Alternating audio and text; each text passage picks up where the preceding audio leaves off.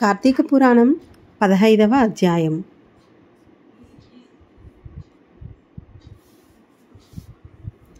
వశిష్ఠుల వారు జనకుని దగ్గరగా కూర్చుండబెట్టుకొని కార్తీక మాస మహత్యమును గురించి తనకు తెలిసిన సర్వ విషయములను చెప్పెను.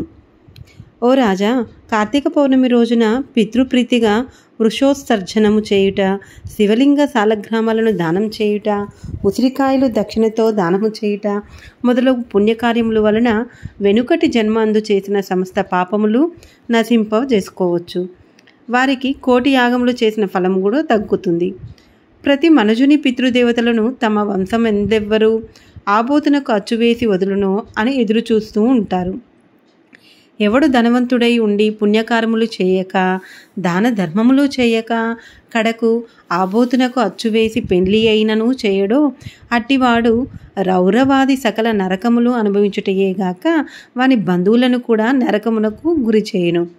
కాన ప్రతి సంవత్సరం కార్తీక మాసమున తన శక్తి కొలది దానము చేసి నిష్ఠతో వ్రతమాచరించి సాయం సమయమున శివకేశవులకు ఆలయమునందు దీపారాధన చేసి ఆ రాత్రి ఎంతయూ జాగారముండి మరునాడు తమ శక్తి కొలది బ్రాహ్మణులకు సన్యాసులకు భోజనమిచ్చిన ఇహపరములందు సర్వ సుఖములను అనుభవింతురు. కార్తీక మాసంలో విసర్జింపవలసినవేటి? ఈ మాసమందు పరాన్న భక్షణ చేయరాదు, ఇతరుల ఎంగిలి ముట్టకూడదు, తినకూడదు, శ్రాద్ధ భోజనం చేయకూడదు, నీరుల్లిపాయ తినరాదు, తిలాదానము పట్టరాదు, శివార్చన సంధ్యావందనము చేయని వారు వండిన వంటలు తినరాదు, పౌర్ణమి అమావాస్య సోమవారముల నాడు సూర్యచంద్ర గ్రహణపు రోజులయందు భోజనం చేయరాదు, కార్తీక మాసమున నెల రోజులు కూడా రాత్రులు భుజించరాదు, విధవ వండినది తినరాదు, ఏకాదశి ద్వాదశి వ్రతములు చేయువారలు ఆ 2 రాత్రులు తప్పనిసరిగా జాగారం ఉండవలెను. ఒక పూట మాత్రమే భోజనం చేయవలెను. కార్తీక మాసంలో తైలము రాసుకొని స్నానం చేయకూడదు, పురాణములను విమర్శించరాదు, కార్తీక మాసమున వేడి నీటితో స్నానం కూడదు, చేసిన కళ్ళుతో సమానము బ్రహ్మదేవుడు చెప్పెను.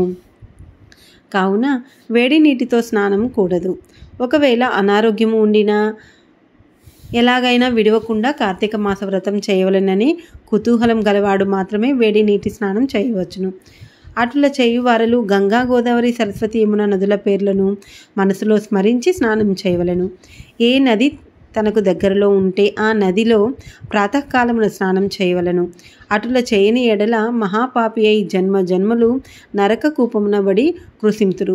ఒకవేళ నదులు అందుబాటులో లేనప్పుడు నూతి దగ్గర కానీ చెరువునందున కానీ స్నానం చేయవచ్చును. అప్పుడు ఈ క్రింది శ్లోకంను చదివి మరీ స్నానం ఆచరించవలెను. గంగే చ యమునే చైవ గోదావరి సరస్వతి నర్మదా సింధు కావేరి జలేష్మిన్ సన్నిధం కురు అని పఠించుచూ స్నానం చేయవలెను. కార్తీక మాస వ్రతం చేయువారు పగలు పురాణ పఠన శ్రవణం, హరికథా కాలక్షేపములతో పాటు కాలము గడపవలెను. సాయంకాలమున సంధ్యావందనాది కాది కృత్యములు ముగించి పూజా మందిరమునున్న శివుని కల్పోక్తముగా పూజించవలెను. ఈ ప్రకారముగా కార్తీక మాసం అంతయు పూజించవలెను. శివ సన్నిధిని దీపారాధన చేయవలెను. ఈ విధముగా శివ పూజ చేసిన ఎడల ధన్యుడగును. పూజానంతరం తన శక్తిని బట్టి బ్రాహ్మణులకు సమారాధన చేసి దక్షిణ తాంబూలాది సత్కారములతో సంతృప్తి పరచవలెను. ఇటుల చేసిన 100 అశ్వమేధ యాగములు చేసిన ఫలము, 1000 వాజపేయి యాగములు చేసిన ఫలము కలుగును. ఈ కార్తీక మాసం నెల రోజులు బ్రాహ్మణ సమారాధన, శివకేశవుల సన్నిధిని నిత్య దీపారాధన, తులసి కోటను కర్పూర హారతులతో దీపారాధన చేసిన ఎడల వారికి వారి వంశీయులకు పితృదేవతలకు మోక్షం కలుగును.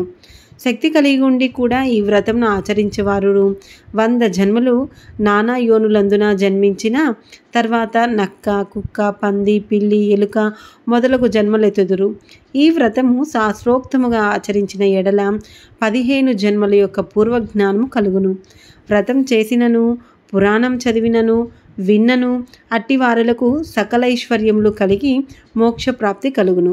ఇది స్కాంద పురాణంలోని వశిష్ఠ ప్రోక్త కార్తీక మహత్యమందలి 15వ అధ్యాయం సమాప్తం. ఓం నమః శివాయ.